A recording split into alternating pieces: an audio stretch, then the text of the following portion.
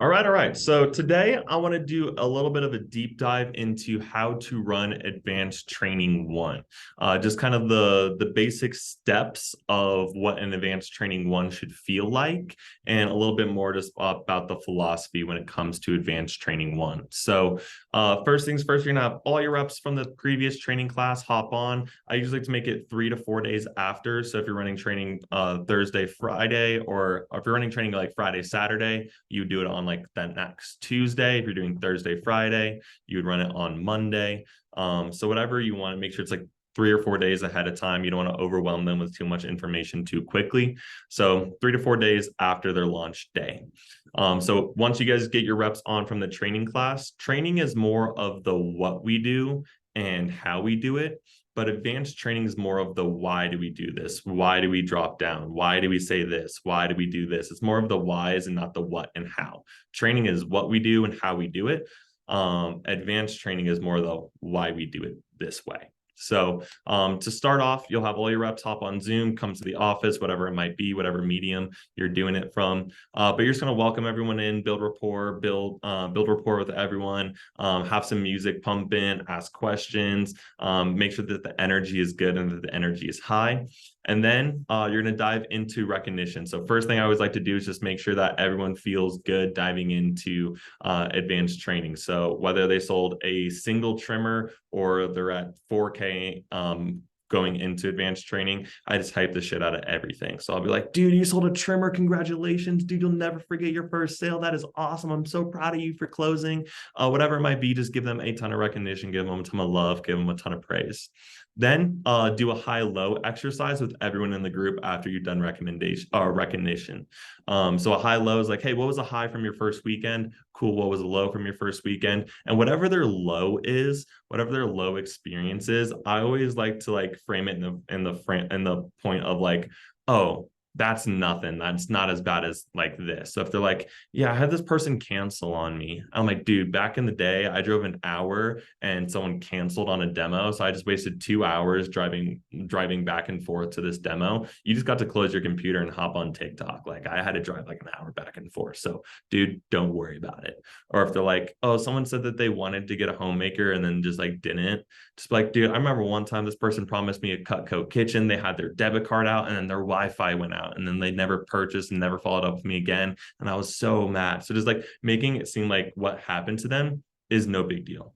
And so you want to make sure that they're like, oh, like this happens. This is normal. It could have been way worse. So high-low exercise. And then review fast start prizes. So I always like to, I have like a slide on my advanced training slides of like each level of their fast start and like, hey, you guys are 4 days in your fast start. You guys have 6 days left. Here are the fast start levels. Make sure you guys have a fast start goal of what you want to get to.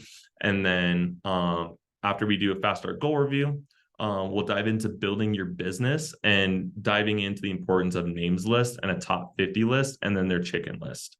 So be bouncing ideas just like we did in training, like who's the nicest person you know? Who do you know who does this? Who do you know who does this? And just have them brainstorming for people that they could add on to their names list, along with people that might be on their chicken list. I have everyone make a chicken list and I'm like, hey, these are the people you're a little bit scared to call. By the end of your fast start, I want you to call at least 2 to 3 of those people, just depending on how many people they have on their names list. And then also give them the scripts and show them how to ask their friends for their parents' numbers and our social media messaging scripts as well. Send those out to everyone. If you have it in a document, share the document with them so that they can have that, so they can build their names list throughout their fast start as well.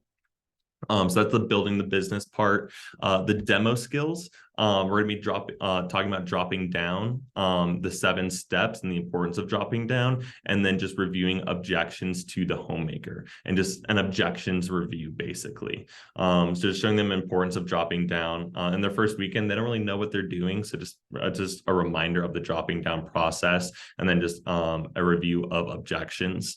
So you can teach that however you want to teach that, but dropping down and objections are going to be key. And then for the advanced skills, teach them the secret weapon, the trade and special, friends and family discount, whatever you guys call it. But show them how to discount set blocks, and let them know that they can do that whenever they want, wherever they want, with whoever they want. And let them know that's another tool in their tool belt. I've seen reps after they learn the secret weapon go from selling like 1 or 2 items to like $3,000-$4,000 in sales to finish out their fast start. Caleb Ogenis sold 1 trimmer to his grandma on his first weekend after learning the secret weapon. His next 4 sales were trading galley, trade-in essential set, and then a trade-in studio. So like for his next 4 sales in a row, boom, boom, boom, all of the secret weapon, all of the trade-in special. So teach that to them and hype it up incredibly. If you don't know what the secret weapon or trade-in special is, talk to your manager and they'll do a deep dive into it. Next is a phone skill. You want to teach them a phone skill. So calling initial customers, so that initial script that they learned in training, put them in breakout rooms, have them role play with each other, whatever it might be, but get them used to that phone script. And then the last hour of AT1 or Advanced Training 1 is just going to be a phone jam. So you want to make sure that they have demos going into days 4 through 6. Those or 4 through 10. Days 4 through 10 are going to be the most important days of their fast start, hyping up how second weekend is always better than your first weekend, and that sort of thing as well. And then you just make sure that they phone and have demos ahead because they have a lot of momentum. You want to have them keeping that momentum throughout their first 10 days on the job. So that's a basic breakdown, very abstract of how Advanced Training 1 should look like and should feel like.